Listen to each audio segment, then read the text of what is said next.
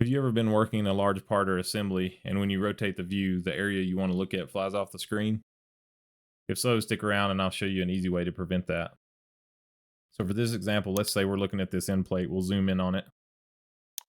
And let's say we want to see the side of that plate. So I'll go to rotate the view and immediately that plate flies off the screen. So the easy way to prevent that is if I place my cursor over a face and I middle mouse and pause. Notice that blue icon there, that's setting a temporary rotation point on that face. And so now when I rotate, that point stays in the center of rotation.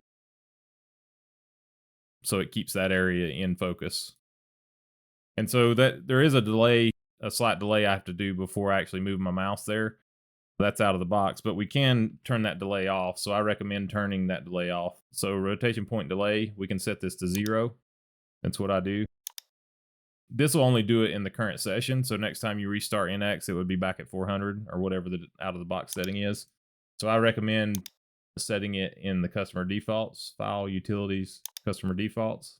We'll go to gateway, visualization, and then the view category, and then interaction tab. So this is that same setting. Notice I already have mine set to 0 there. So with that set to 0, as soon as I middle mouse, I can start to rotate, and it's rotating, setting that temporary rotation point, and it's rotating about that.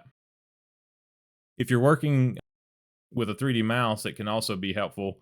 So you can middle mouse to set that rotation point temporarily and then use your 3D mouse, and it actually helps kind of keep it centered even with a 3D mouse. So that can be helpful. Now, if you're working in an area of an assembly and you're going to be in that area for a while, it may be worth setting that rotation point more permanently.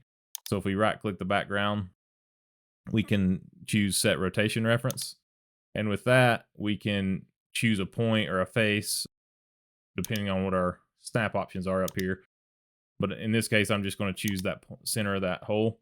And so that I don't have to hover over a face. I can just start to rotate, and notice there's my center of rotation. And that'll stay set there until I clear it. So to clear the rotation point, once you're done working in that area, you can right click again, and then there's clear rotation reference. Notice they both have shortcuts. So if you're doing this a lot, it's probably worth remembering Control F2 and Control F3. So I'll clear that rotation, and now it's back to a default. So just to rehash, 2 ways to do it. You can set the rotation reference temporarily on the fly. Just hover over a face, middle mouse, and start to rotate. Or press Control F2, select a point, and then after selecting that point, that rotation point or rotation reference will be there until you clear it. And then I can clear it with Control F3, and now the rotation point is back to the default. So there's a way to prevent the area you're looking at from flying off the screen when you're working in large parts or assemblies.